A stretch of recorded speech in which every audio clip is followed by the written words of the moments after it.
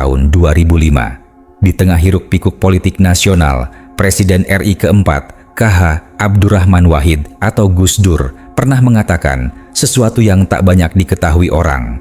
Dalam sebuah obrolan santai bersama para santri di pesantren Tebu Ireng, Gus Dur melontarkan kalimat misterius. Nanti akan ada orang dari Jawa Barat, wajahnya tenang, tapi kalau dia bicara semua orang akan mendengar. Dia bukan jenderal, bukan kiai besar, tapi darah leluhur mengalir di tubuhnya. Banyak yang tak mengerti maksudnya.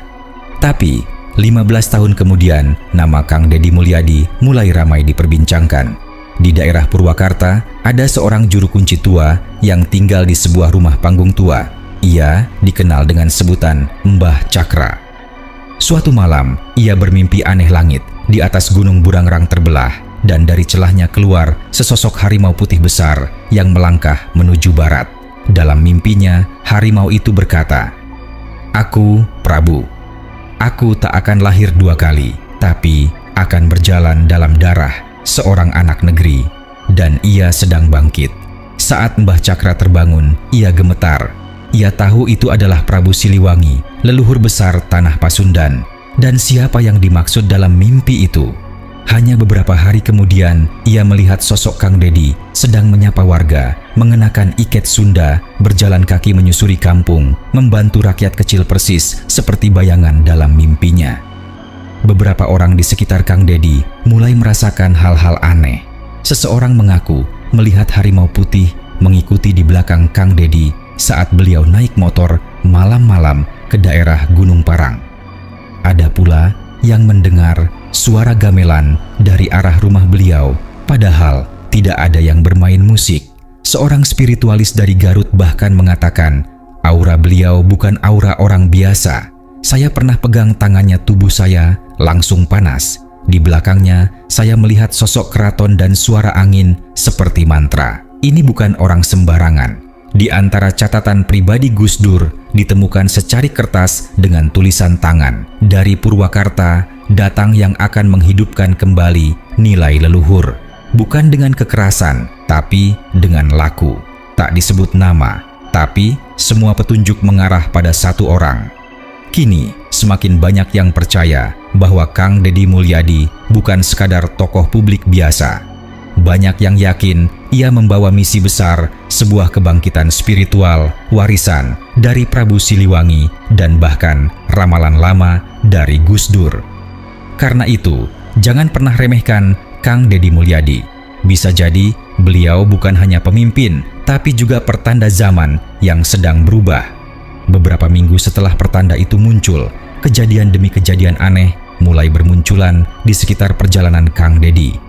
Di sebuah desa tua di lereng Gunung Tangkuban Parahu, seorang ibu tua bernama Nyi Sekar tiba-tiba histeris saat melihat Kang Deddy lewat di depan rumahnya.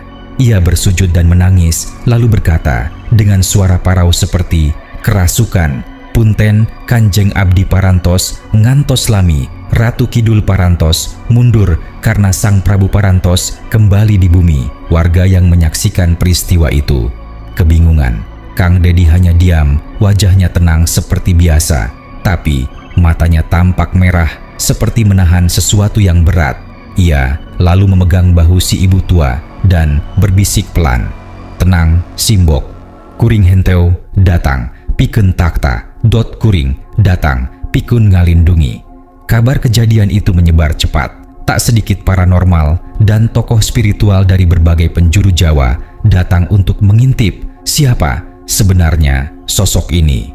Namun, hampir semua dari mereka pulang tanpa komentar. Bahkan ada yang muntah darah setelah mencoba membuka mata batin terhadap aura Kang Deddy. Hal lain yang membuat bulu kuduk berdiri adalah fenomena mimpi massal. Puluhan warga dari desa-desa berbeda melapor bahwa mereka bermimpi sama bertemu dengan seorang lelaki berpakaian Sunda kuno, duduk di singgasana emas dan mengatakan hal yang identik, "Jaga Kang Deddy karena dia bukan hanya manusia. Dia adalah titian dari masa lalu dan pelindung dari masa depan." Yang membuat merinding semua warga menggambarkan sosok dalam mimpi itu sama. Berjenggot tipis, mengenakan mahkota keraton, dan di sampingnya seekor harimau putih duduk tenang seperti penjaga. Dan ketika ditunjukkan foto lukisan Prabu Siliwangi di Museum Sri Baduga, mereka semua menunjuk gambar itu sambil berkata, "Ini dia, ini yang muncul dalam mimpi." Satu malam, ketika Kang Dedi melakukan perjalanan ke sebuah desa terpencil untuk membantu warga yang terisolasi, karena tanah longsor, langit tiba-tiba berubah, awan berputar seperti spiral, dan suara petir bergemuruh tanpa hujan. Seekor elang hitam terbang rendah mengitari kendaraan beliau sebanyak 3 kali, lalu menghilang ke arah hutan. Menurut kepercayaan tua Sunda, itu adalah tanda para leluhur hadir mengawal. Salah satu tokoh adat yang menyaksikan fenomena itu berkata, "Lirih, tanda-tanda alam sudah terlalu jelas. Jika orang masih tak percaya siapa Kang Dedi sebenarnya, mungkin mereka akan tahu saat waktunya datang." Parahu, suasana mistis tak kunjung reda. Di desa Cipaku, warga melaporkan bahwa suara gendang dan seruling Sunda terdengar tiap malam Jumat Kliwon. Padahal tak ada yang memainkan alat musik. Sumber suara itu berasal dari hutan kecil dekat sungai yang dikenal angker. Beberapa pemuda nekat menelusuri hutan tersebut malam-malam. Mereka ingin membuktikan sendiri. Tapi di tengah perjalanan, salah satu dari mereka tiba-tiba berhenti dan menatap ke depan sambil gemetar. Ia melihat sesosok pria berpakaian kerajaan berdiri di antara pohon-pohon, memegang tombak bertatah emas dan menatap tajam ke arahnya. Mereka semua lari terbirit-birit, tapi saat ditanya oleh warga lain, salah satu dari mereka hanya mampu menjawab lirih, "Itu bukan manusia." Dan di belakangnya ada Kang Dedi. Di kampung Sukasari, rumah seorang warga bernama Pak Andri menjadi tempat kejadian janggal. Suatu malam, terdengar suara langkah kaki berat di pekarangan rumahnya. Suaranya seperti suara kaki harimau pelan, namun dalam. Saat Pak Andri mengintip melalui jendela, tak ada siapapun di luar. Tapi, keesokan harinya, tanah di sekitar rumahnya penuh jejak harimau besar. Dan anehnya, jejak itu berhenti tepat di bawah jendela kamarnya, lalu menghilang begitu saja.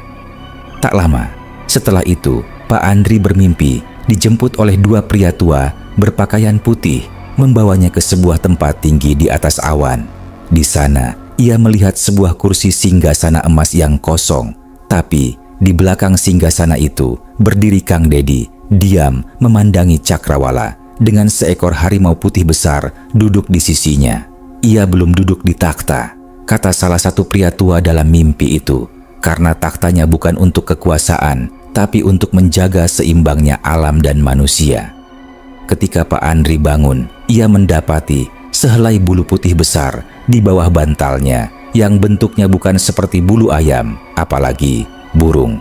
Di banyak daerah di Jawa Barat, para pemangku adat mulai menggelar ritual kecil tanpa banyak orang tahu. Mereka merasa adanya gejolak energi lama yang bangkit kembali.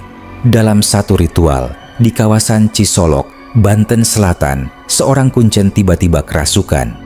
Suaranya berubah menjadi berat dan penuh gema, lalu berkata, "Sabda telah tertulis di langit, leluhur sudah bangkit, dan yang menjadi jembatan adalah dia yang berjalan kaki, bukan yang duduk di atas singgasana." Mereka percaya itu merujuk pada Kang Dedi yang selalu hadir langsung ke masyarakat kecil tanpa pengawal, tanpa kendaraan mewah, hanya dengan iket Sunda dan sandal biasa. Semakin lama, cerita mistis, penampakan, mimpi-mimpi, dan pertanda-pertanda aneh makin sering muncul. Namun, semua tetap seperti teka-teki yang belum selesai. Dan satu pertanyaan besar terus menggantung di udara. Apakah ini tanda bahwa Prabu Siliwangi benar-benar kembali, atau justru akan ada sesuatu yang lebih besar yang segera terjadi? Hari demi hari berlalu, tapi alih-alih mereda, tanda-tanda aneh makin sering muncul, terutama di malam hari. Di desa Cilodong, seorang pemuda bernama Denny sedang duduk di tepi sungai ketika melihat bayangan putih melintas di kejauhan. Ia pikir itu kain atau kabut, tapi saat didekati, bayangan itu perlahan berubah wujud menjadi harimau putih dengan mata emas yang menatap tajam ke arahnya. Deni ingin lari, tapi tubuhnya seperti terkunci. Lalu, suara berat terdengar dari dalam kepalanya, bukan dari mulut harimau itu. "Jangan takut, ia sedang dijaga. Kau hanya saksi." Ketika sadar, Deni sudah berada di rumahnya. Tapi, ada bekas cakar 3 garis di lengan bajunya. Kulitnya tidak terluka, tapi bajunya robek, seperti dicakar sesuatu yang tak berasal dari dunia ini. Di tempat lain, para kuncen dari berbagai penjuru Jawa Barat diam-diam berkumpul di Cianjur. Mereka tak saling kenal, tapi semua merasa ditarik oleh mimpi yang sama. Bertemu, sosok berjubah hitam dengan sorot mata tajam dan latar keraton kabut. Mereka lalu menyatukan potongan mimpi yang dialami. Seorang lelaki bersorban putih berjalan menembus hutan purba. Bayangannya membelah 2, 1 cahaya, 1 bayangan harimau. Suara genta terdengar, lalu langit membentuk huruf D bersinar emas. Di bawah huruf itu muncul siluet seorang laki-laki Sunda berdiri dengan tongkat yang berubah menjadi keris. Seorang kuncen dari Kuningan bergetar dan berkata, "Saya tahu siapa itu. Itu Kang Dedi, tapi dia bukan sendiri. Dia diikuti oleh ratusan arwah leluhur pejuang yang tidak pernah selesai tugasnya." Salah satu kejadian paling misterius terjadi di Gunung Galunggung. Seorang peneliti dari Bandung yang sedang menelusuri jalur lama kerajaan Sunda menemukan batu besar dengan ukiran tua. Ukiran itu selama ini dianggap tak bermakna. Tapi setelah dibersihkan, muncul tulisan beraksara Sunda kuno. Setelah diterjemahkan, isinya adalah ramalan. Ketika sang pewaris berjalan tanpa mahkota dan bumi Sunda menangis dari akar hingga angkasa, maka harimau putih akan bangkit menyatu dengan manusia berkaki 3. Ia bukan raja, tapi penjaga. Berkaki 3? Banyak yang bingung, hingga salah satu tokoh adat berkata, "Berkaki 3 adalah lambang orang tua yang bijak, yang 1 kakinya adalah tongkat, dan siapa yang selalu membawa tongkat kemanapun dia pergi." Semua diam, karena mereka tahu Kang Dedi Mulyadi selalu berjalan dengan tongkat kayu sederhana. Tapi tongkat itu menyimpan kekuatan yang tak pernah ia ungkapkan. Cerita ini belum berakhir. Kisahnya terus bergulir, seperti bayangan harimau yang tak pernah benar-benar hilang, hanya menunggu waktu untuk menerkam atau menjaga. Dan malam-malam di tanah Sunda kini tak pernah benar-benar sepi. Malam itu, langit di atas tanah Sunda tampak berbeda. Awan menggantung rendah, kabut turun lebih tebal dari biasanya. Di sebuah bukit sunyi yang menghadap ke 7 arah mata angin, Kang Dedi Mulyadi berdiri seorang diri. Di tangan kirinya, tongkat kayu tua, dan di belakangnya hanya bayangan dan bisikan hening. Ia menutup mata. Suara gamelan seperti datang dari kejauhan, seolah ditabuh dari dunia lain. Di angkasa, bintang membentuk pola menyerupai harimau, dan angin membisikkan 1 nama, Siliwangi. Dari balik pepohonan, terlihat siluet seekor harimau putih berjalan perlahan, lalu berhenti tepat di hadapannya. Tidak mengaum, tidak menunduk, tapi menatap lurus ke dalam mata Kang Dedi, seperti sedang menyerahkan sesuatu yang tak terlihat oleh mata biasa. Tak ada percakapan, tak ada cahaya yang meledak. Tapi malam itu, di desa-desa kecil, banyak orang terbangun dari mimpi dengan peluh dingin dan napas berat. Mereka semua melihat mimpi yang sama. Kang Dedi duduk di sebuah batu tua di bawah pohon besar dengan harimau putih di sisinya. Di langit muncul tulisan aksara Sunda yang perlahan menyala. "Nu ngajaga, lain nu mere perintah." Yang menjaga bukan yang memerintah. Keesokan harinya, di jalanan kampung, Kang Dedi tetap berjalan seperti biasa. Menyapa, mendengar keluhan, membantu warga, bahkan bersenda gurau dengan anak-anak. Tapi ada satu hal yang berbeda. Beberapa orang yang peka saat melihat beliau dari dekat merasakan aura dingin tapi damai, seperti berdiri di depan sungai tua yang menyimpan rahasia masa lalu. Dan mereka tahu ia sudah menerima warisan yang tak bisa diwariskan. Ia sudah menjadi jembatan antara dunia lama dan dunia kini. Bukan raja, bukan nabi, tapi pelindung yang lahir tanpa mahkota. Dan sampai hari ini, jangan pernah remehkan Kang Deddy Mulyadi, karena bisa jadi ia adalah jawaban dari sabda Gus Dur dan pertanda bahwa Prabu Siliwangi tidak pernah benar-benar pergi. Suara angin masih berbisik di hutan, dan harimau putih masih menjaga bayangannya. Jaga tutur, jaga laku.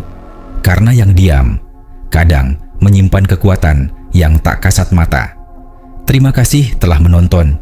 Jika cerita ini membuatmu merinding dan membuka mata tentang misteri leluhur tanah Sunda, jangan lupa untuk like video ini, tinggalkan komentar, share ke teman atau keluargamu, dan tentu saja subscribe channel Pekon Mistis untuk update cerita-cerita mistis dan spiritual lainnya yang tak kalah mengejutkan. Aktifkan juga lonceng notifikasimu agar kamu jadi yang pertama tahu saat bayangan baru mulai muncul dari balik kabut malam.